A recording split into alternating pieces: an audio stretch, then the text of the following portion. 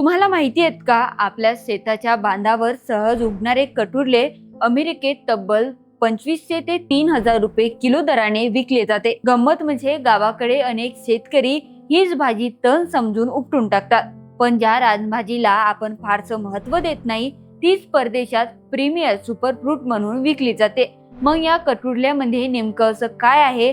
पावसाळा सुरू झाला की शेताच्या बांधावर कटुरले आपोआप उगवतं. आपल्या आजी आजोबांच्या काळात ही रानभाजी नियमित खाल्ली जायची, कारण त्यांना माहिती होतं की प्रत्येक ऋतूमध्ये निसर्ग आपल्याला शरीराला आवश्यक पोषक घटक देत असतो. आधुनिक संशोधनानुसार कटुरल्यामध्ये फायबर, प्रथिने, लोह, calcium, vitamin A, vitamin C आणि अँटी ऑक्सिडंट्स भरपूर प्रमाणात असतात. ही भाजी पोषण मूल्याने समृद्ध मानली जातात.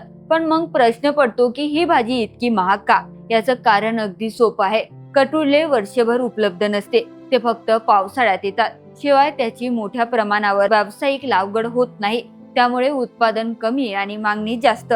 आणि अर्थशास्त्राचा साधा नियम आहे की जिथे पुरवठा कमी आणि मागणी जास्त असते तिथं किंमत वाढते. भारतातील मोठ्या शहरांमध्ये आणि परदेशात राहणाऱ्या भारतीयांमध्ये कटुरल्याला चांगली मागणी आहे. आयात खर्च, वाहतूक आणि कमी उपलब्धता यामुळे अमेरिका, कॅनडा आणि युरोपमधील काही आशियातील स्टोअरमध्ये त्यांची किंमत 2.5 ते 3000 रुपये किलो पर्यंत पोहोचते. अर्थात हा दर सर्वत्र सारखा नसतो. आरोग्याच्या दृष्टीने कटुरले महत्वाचे मानले जातात. काही संशोधनामध्ये त्यातील अँटीऑक्सिडंट्स शरीरातील पेशींचं संरक्षण करण्यास मदत करतात.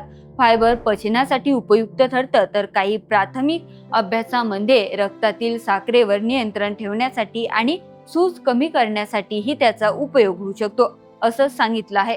पण इथं एक गोष्ट स्पष्ट समजून घ्या, कटुरले हे कोणत्याही आजारावरचं औषध नाही. याबाबत अजून मोठ्या प्रमाणावर मानवी संशोधन सुरू आहे, त्यामुळे त्यांना चमत्कारी उपचार म्हणून पाहणं योग्य ठरणार नाही.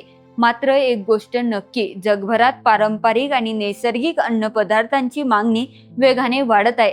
जर कटुरल्याची शास्त्रशुद्ध लागवड, दर्जेदार पॅकेजिंग आणि निर्यातीची योग्य साखळी तयार झाली तर आज दुर्लक्षित असलेली ही रानभाजी उद्या शेतकऱ्यांसाठी चांगल्या उत्पादनाचं पीक म्हणून ठरू शकते. म्हणून पुढच्या वेळी शेताच्या बांधावर कटुरले दिसले तर त्याकडे फक्त रानभाजी म्हणून पाहू नका.